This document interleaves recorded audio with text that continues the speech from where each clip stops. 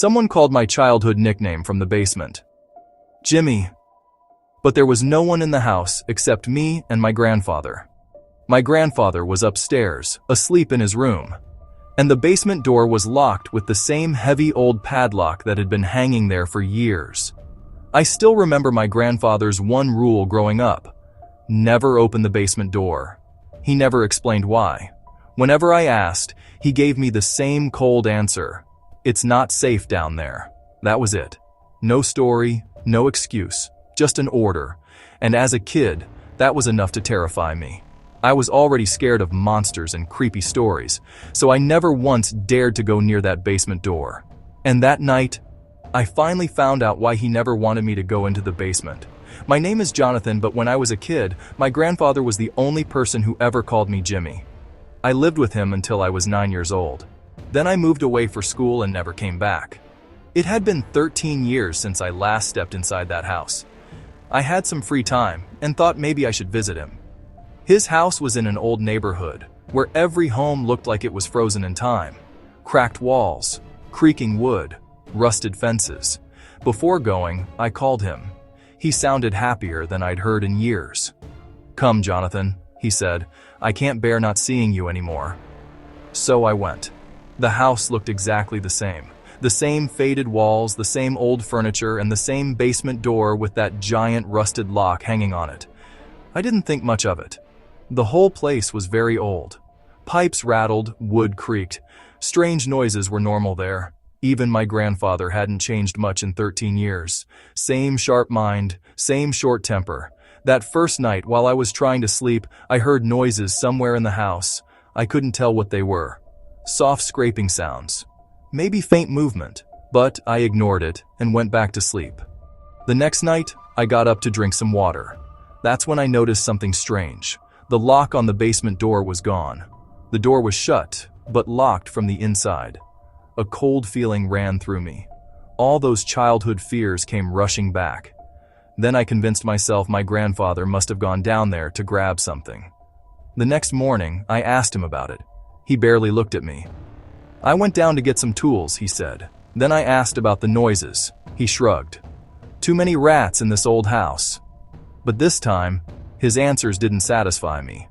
I asked him for the basement key. He frowned. "Why would you need it? It's filthy down there. Cobwebs everywhere. Nothing but junk." But by then, my curiosity had taken over. That night, after my grandfather went to sleep, I walked quietly to the basement door.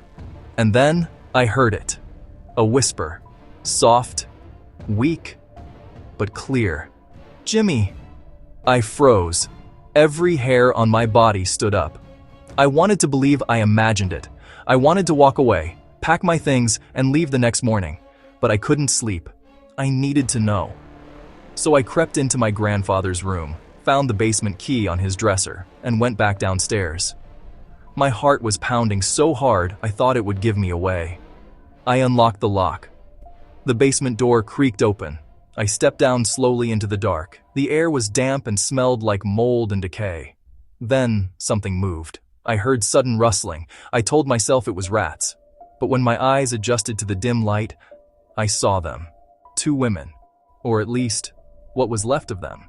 They were so thin, they looked like skeletons wrapped in skin. I collapsed to my knees. My mind went blank. One of them was trembling, crying without tears.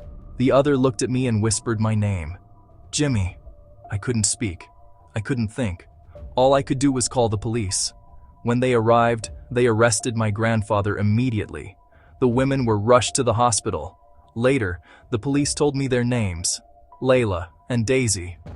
The moment I heard those names, everything came rushing back. Layla had been my childhood neighbor. Daisy had been in my class. Both of them had disappeared when I was a kid. I remembered the missing posters all over town. I remembered the police questioning neighbors. I remembered my grandfather standing at the front door talking to the officers, looking worried, looking heartbroken. But it had all been an act. The monster I was terrified of as a child was never hiding in the basement. The monster was my grandfather. For 13 years, those girls had been trapped in that basement. I still can't comprehend what they endured. The police later told me that they survived by waiting for someone to finally open that door, waiting for me. They had heard my grandfather call me Jimmy for years. That was how they knew my name. When police questioned my grandfather, he showed no remorse. He simply said, "I was lonely. They were my family." That was 6 years ago, and even now, I live with the shame. Because while those girls suffered in darkness for 13 years, I was out in the world, living my life.